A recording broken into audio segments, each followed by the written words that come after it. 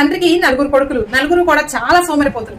తండ్రి సంపాదించిన ఆస్తి తినుకుంటూ ఏ పని చేయకుండా బద్ధకంగా ఉండేవాళ్ళు. అయితే తండ్రి చనిపోయేటప్పుడు వాళ్ళ నలుగురికి కూడా ఒక చెక్కపెట్టనిచ్చి, నేను చనిపోయిన తర్వాత మాత్రమే దీన్ని ఓపెన్ చేయమని చెప్పేసి ఒక చెక్కపెట్టనిచ్చి చనిపోతాడు. ఆ తండ్రి చనిపోయిన తర్వాత ఈ నలుగురు పిల్లలు కూడా చాలా ఆత్రంగా బాక్స్ ఓపెన్ చేసి చూస్తే అందులో ఒక కాగితం ఉంటుంది. ఆ కాగితంలో 4 లెటర్స్ రాసి ఉంటాయి, 4 లైన్లు రాసి ఉంటాయి. ఏం రాసి ఉంటాయంటే, మొదటిది అప్పిచ్చి అడక్కు, రెండవది విత్తు వేసి పందిరి వేయకు, మూడవది అమ్మకు అన్నం పెట్టకు, నాలుగవది కరువు కాటకాలు వచ్చినప్పుడు నీ ఇంటిని నువ్వే తవ్వుకో అని రాసి ఉంటుంది. ఈ పిల్లలకి ఆ 4 అర్థం కావు.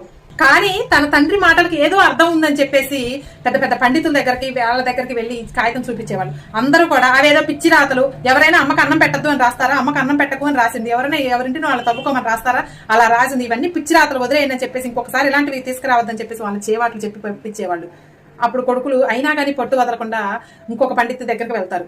అప్పుడు ఆయన ఇలా అంటాడు, మీ తండ్రి చాలా తెలివైన వాడు, చాలా చక్కగా రాశాడు అని చెప్పేసి అంటాడు. మొదటి దానికి అర్థం అప్పిచ్చి అడక్కు అంటే, అప్పు మనం ఇచ్చిన తర్వాత వాళ్ళు అడక్క ముందే ఇచ్చేటటువంటి వ్యక్తులను చూసి నువ్వు అప్పివ్వు అనే అర్థం దీంట్లో ఉంది అని చెప్తాడు. రెండో వాక్యం విత్తు నాటి పందిరి వేయకు అంటే, పందిరి వేసిన తర్వాతే విత్తనం వేయి. ఎందుకంటే నువ్వు విత్తనం వేసి పందిరి వేయడం మర్చిపోతే అవి మొక్కలు వచ్చి చిందరవందరగా పెరిగే అవకాశం ఉంది. కాబట్టి ముందు పందిరి వేసిన తర్వాతే విత్తు నాటు అని దీని అర్థం అని చెప్పి ఇంత లోతు అర్థం ఉందని చెప్తాడు. ఇక మూడవది అమ్మకు అన్నం పెట్టకు అంటే దాని అర్థం మనం అన్నం పెట్టం కాదు, అమ్మ చేతి అంటే నేను తిన్నాను అనే మాట మన నోటి నుంచి రావాలంటే అమ్మని అంత బాగా చూసుకోవాలి, అమ్మని మన దగ్గరే ఉంచుకోవాలి, అమ్మ చేతి అంటే నేను తింటున్నాను అనే మాట మన నోటి నుంచి రావాలి అని చెప్పేసి దాని అర్థం అని చెప్పేసి ఆ పండితుడు చెప్తారు. ఇక లాస్ట్ 4వది కరువు కాటకాల్లో ఉన్నప్పుడు మన ఇంటిని మీ ఇంటిని మీరే తవ్వుకోండి అని రాశారు కదా. దాని అర్థం ఏంటంటే, ఈ సోమరితనం తెలిసినటువంటి మీ నాన్నగారు మీ ఇంటి కింద ఏదో నిధిని దాచే ఉంటారు.